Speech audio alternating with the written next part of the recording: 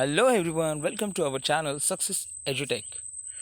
Today I am teaching you the most important point for our four chapters. Some took to settle cultivation. Listen carefully and pay attention. Now I am starting my session. Even before the 19th century, many from within the tribal groups had begun settling down. तो 19th century के पहले कुछ tribal groups थे वो settle होने लगे थे and cultivating their fields in one place year after year. तो अपनी जो फील्ड थी वो कल्टिवेट कर रहे थे वन आफ्टर वन ईयर, यानी ईयर आफ्टर ईयर, वर्षों के बाद वो अपनी जो फील्ड थी कल्टिवेट कर रहे थे instead of moving from place to place. और उसके लिए एक प्लेस से दूसरी प्लेस वो चेंज करने लगे थे. तो they begin to use the plough, और वो उन्होंने हल जैसे औजार यूज़ करना शुरू किया था. And gradually got rights over the land they lived on. और जिस ज़मीन पर वो रहते थे उनके राइट्स यानी अधिकार उनको प्राप्त हो चुके थे. In many cases like the Mundas of Chota Nagpur, the land belonged to the clan as a whole. All members of the clan they are regarded as descendants of the original settlers. और जो मुंडास थे वो छोटा नागपुर में क्या हो गए थे, रेसिडेंट्स हो गए थे, यानी सब कुछ अधिकार उनको प्राप्त हो चुके थे, ओरिजिनल सेटलर्स हो चुके थे. Who had first cleared the land, therefore all of them had rights on the land. Very often some people within the clan acquired more power than others. Some became chiefs and other followers. Powerful men often rented out their land instead of cultivating it themselves. जो कोई थे powerful थे उनमें से, तो वो chief बन गए और उनके अधिकार तले जो बाकी लोग काम करने लगे थे. British officials saw settled tribal groups like the Gonds and Santals as more civilized than hunter-gatherers or shifting cultivators. Those who lived in the forest were considered too wild and savage. They needed to settle and civilize.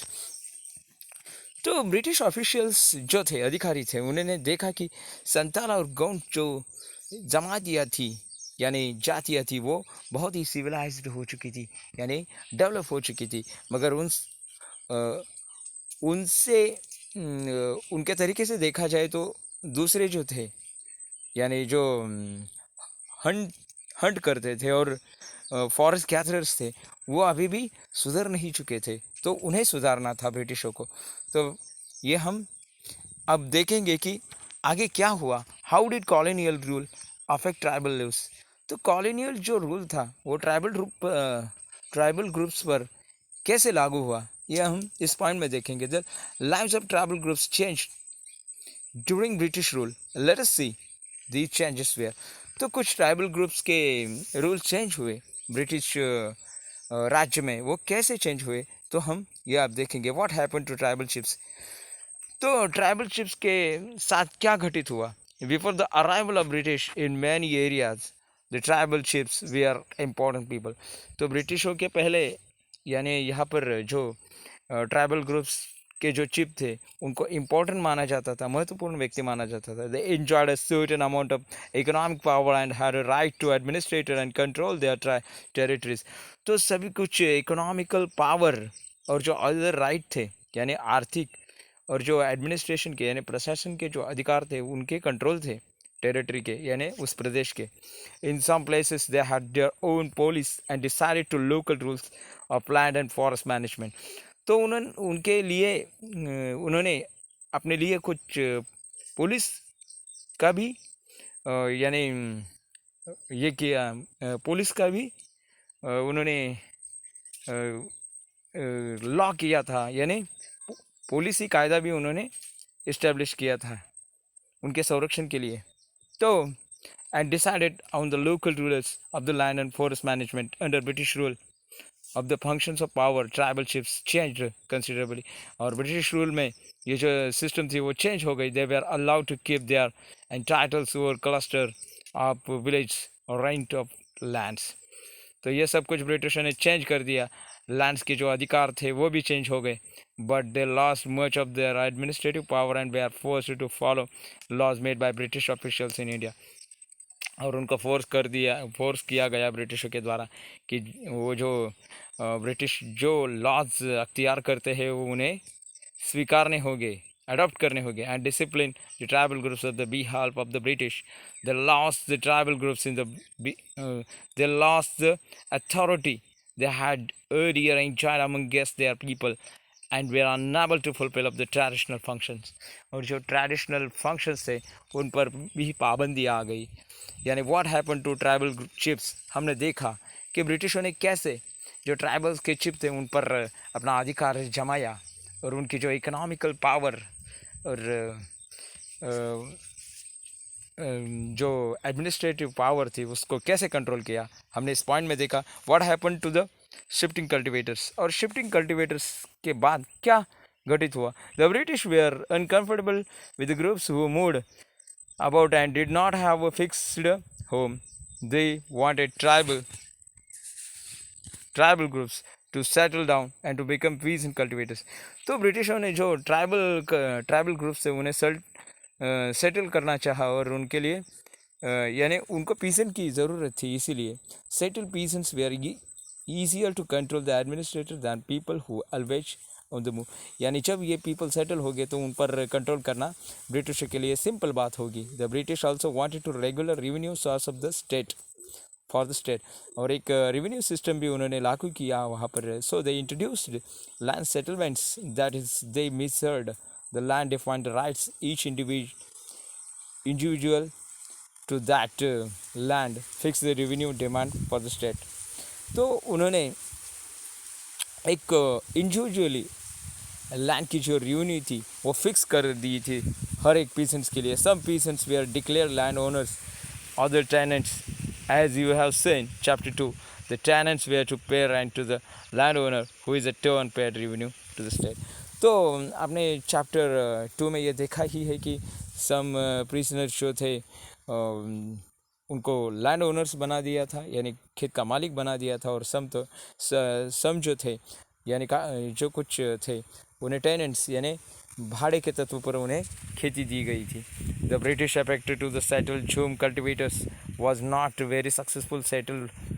तो jhum cultivation था वो ब्रिटिशों के कार्यकाल में successful नहीं रहा। Settle block cultivation is not easy in areas where water is source and soil is dry, क्योंकि वाटर वहाँ पर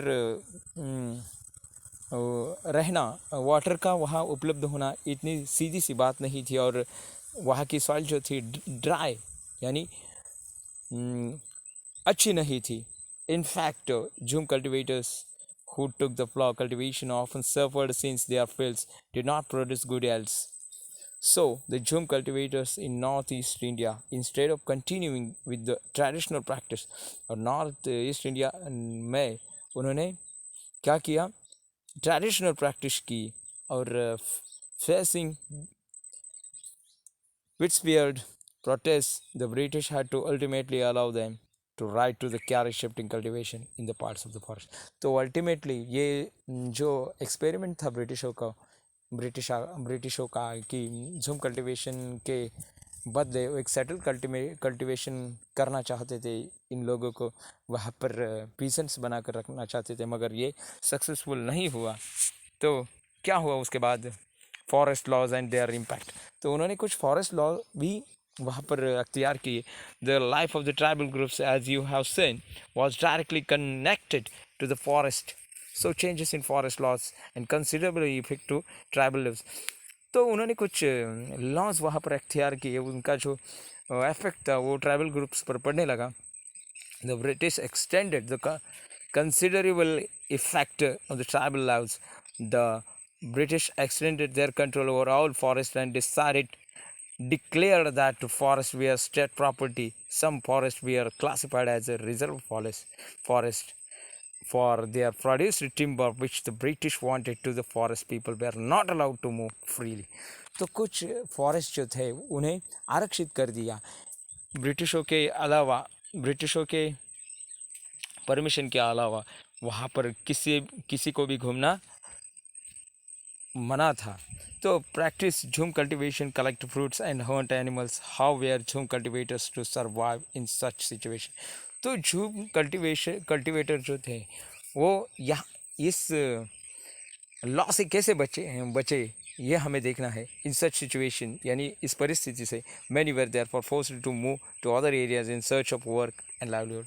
तो कोई ऐसे जो बहुत से जो थे, मैनी ऑफ अस यानी बहुत से लोग जो थे झूम जमाती के, वो वहाँ से दूर नहीं गए क्योंकि उन्हें काम की और जीवन को बिताने की एक विवंचना थी, इसीलिए वो वहाँ का क्षेत्र छोड़कर चले गए। But once the British stopped the tribal people from living inside forest, they faced a problem from where the forest department get its labor to cut trees and railway sleepers transport logs। मगर ब्रिटिशों को बहुत ही problem आने लगे क्योंकि railway slippers बनाने के लिए वहाँ जो पेड़ थे उन्हें काटना था और उसके उसी के वजह से और अदर भी बहुत से उनको प्रॉब्लम आने लगे थे। तो ब्रिटिशों को बहुत सी समस्याओं का फेस करना पड़ रहा था।